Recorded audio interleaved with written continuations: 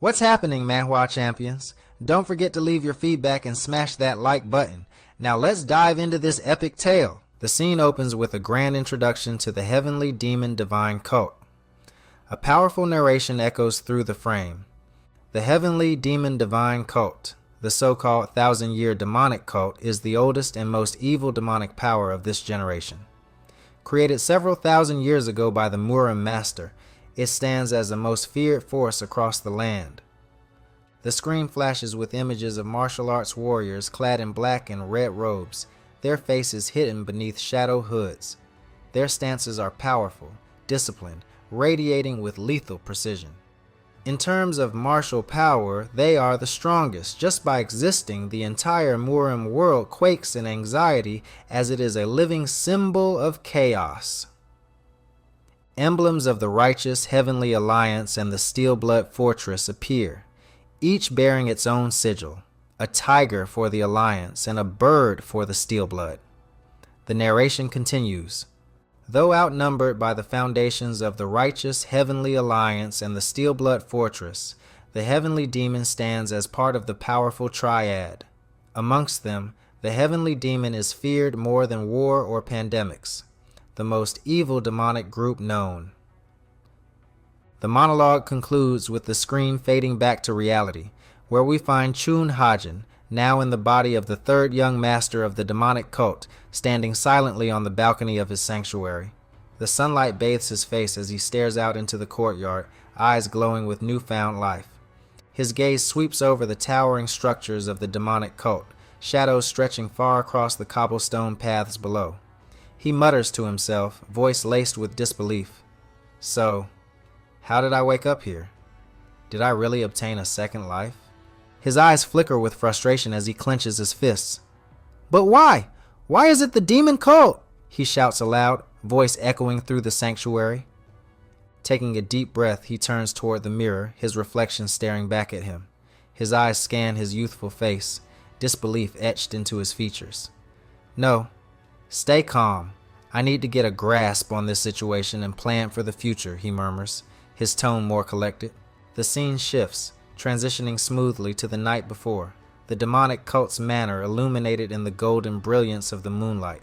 Chun Hajin, dressed in black, crouches stealthily atop one of the roofs, his posture nimble and cat-like. I guess a stealth technique is still too much, he mutters, glancing down at the quiet streets below. His eyes catch two figures walking along the cobblestone path beneath him. Their voices drift up to him. The strongest among the 7 demonic cult disciples, the third young lord, is awake again. A bloody battle is bound to start soon, one whispers. The other nods warily. Be careful. Don't get caught up in it and end up dead. Hajin watches quietly from the rooftop, hidden in shadow. It's a miracle to wake up after 6 months from a state of chi blockage, one continues, shaking his head. I heard he lost all his martial prowess. A cat brushes against his leg, startling him momentarily as he crouches further behind the edge of the wall. Their voices continue. If there's even a fraction of his power left, like his nickname suggests, he really is a monstrous demon. Hajin's eyes narrow with suspicion. Monstrous demon. Just how did he live his life? He wonders internally, eyes shadowed with unease. The scene shifts back to the morning, sunlight streaming through the open windows of the demon cult's manor. Hajin leans against the door frame, his gaze sweeping over the grand courtyard.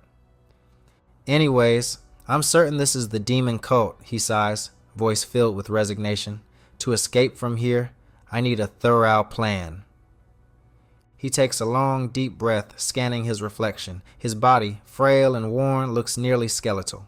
Although it was just an hour last night, that stealth technique was too much, he mutters, shaking his head. His form flickers briefly, a ghostly haze escaping from his lips as he exhales. To be honest, just being alive is admirable, he whispers, voice tinged with grim humor. This body, it's like an 80-year-old geyser, he scoffs, glancing at his frail hands. Straightening up, he takes a seat, crossing his legs and folding his hands together in a cultivation posture. His eyes closed, breath steadying. All right, let's have a look, he thinks to himself. A brilliant glow emerges from his body as he begins to cultivate. His meridians, flowing streams of energy, light up with radiant force. From his head, neck, chest, torso, and all the way down to his hands and knees, his energy flows brightly, illuminating the room. Internally, he whispers, "I knew it. The extraordinary 8 meridians are all messed up." His hands glow with a soft pink aura as he sits in deep concentration. "I'm going to remove the small and rotten dungeon," he resolves, focusing his energy between his hands. His aura shifts from pink to blue, swirling in his palms. The temperature in the room rises sharply, moisture clinging to the walls as power radiates from his body. Seek truth amidst chaos, blaze through vacuum, and break through the conduits of life. Bring forth turbidity with a thought, and the world shall reward you with fortune, he chants, his voice low and steady. Energy flows in swirling streams of blue and pink, his hair lifting gently as the force grows stronger. The room shimmers with radiant light, his boundless technique in full motion. A vivid flashback unfolds, images of his past life, walking bloodied through a dark forest, limbs heavy with exhaustion. He cultivates atop a jagged rock, blue energy pulsating from his form, illuminating the night. Back in the present, Hajin's eyes snap open, his body subtly rejuvenated, energy coursing through his veins. He exhales deeply, beads of sweat trickling down his forehead. Phew. He sighs with relief, placing his hand on his knee as he rises from the cultivation posture. His eyes sweep the room. "Is this my limit?" he murmurs, stretching his limbs. "Well, with this, I achieved a small goal." Looking out into the silent room, he frowns slightly. "It's been quite some time since I woke up," he observes. "Besides the doctor, no one has visited me." Memories flicker through his mind, 2 doctors bowing respectfully before his bed. "The rate of your recovery is quite fast," one remarked. "Until we visit you again, please look after yourself," the other added. Hajin scoffs, thinking back to the servant girl, Manhwa, who trembled as she handed him his herbal medicine. "This bastard's nickname is Monstrous Demon. I'm certain he was a troublemaker with a trashy personality," he mutters, watching the memory of Manhwa shivering before him. His gaze sharpens. "Until I get an understanding of this place, don't act rash, Chun Hajin." As the beautiful view of the large mountainscape where the demon cult manor sits comes into view. The scene picks up 3 months later, the demon cult manor once again illuminated beneath the vast night sky with the moon hovering majestically above. Shadows drape the ancient structures, their forms outlined in silver light. "It's strange," a voice mutters. The camera pans to a familiar pipe freshly placed on a holder, smoke curling gracefully from its tip. "It's been 3 months since he's consumed it. Yet nothing has happened," says the figure holding the pipe. "Yes, instead he's recovering at an even faster rate," responds another voice from the shadows. Their figures are obscured, their backs turned to the camera. The man in white robes steps into view, recognizable as the doctor who once cared for the second young master. A chilling voice breaks the silence. "Didn't you say the stronger the trace of martial prowess, the more fatal it is?" the shadowed figure asks. The doctor nods hesitantly.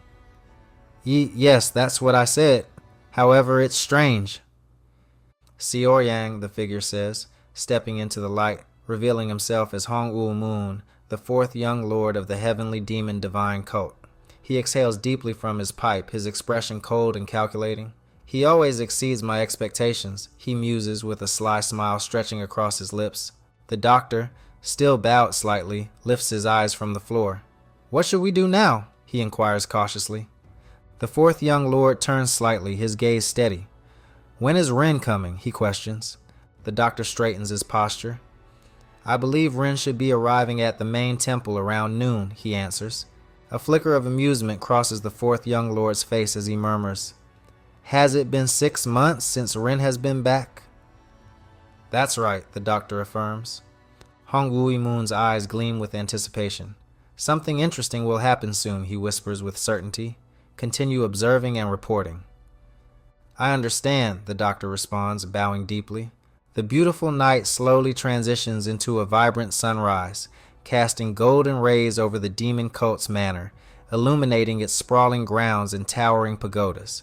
Inside a secluded room, the camera sweeps dramatically over Chun Hajin, his fists slicing through the air, arms slashing with precision.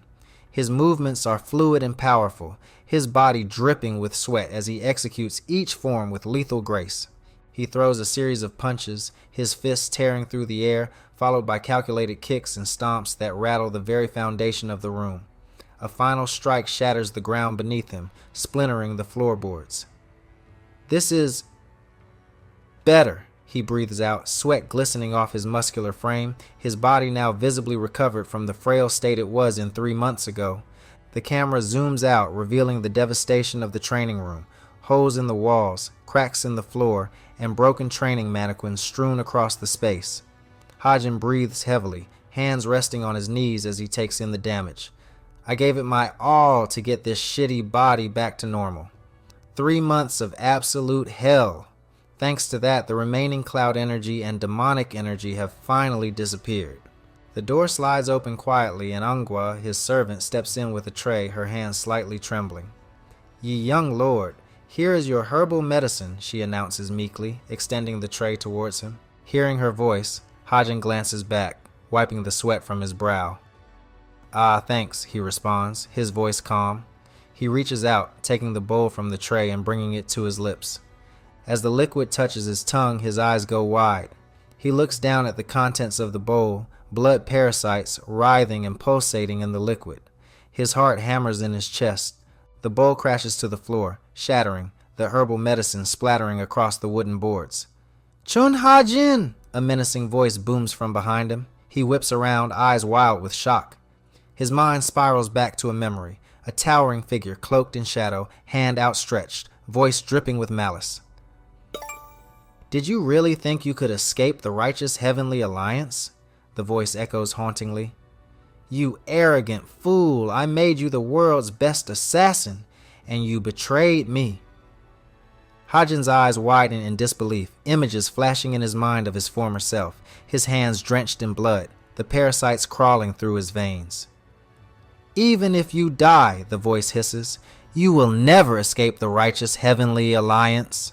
Hajin gasps, his hand instinctively going to his chest. "A blood parasite. Again?" he shouts, voice cracking with disbelief. His breathing quickens, sweat pouring down his face. Suddenly, a soft voice pierces the fog of his thoughts. "Ye young lord?" His eyes snap open, the vision dissolving in an instant. He turns, staring back at Angwa, who stands there, her eyes wide with concern. Are you all right, young lord?" she asks timidly.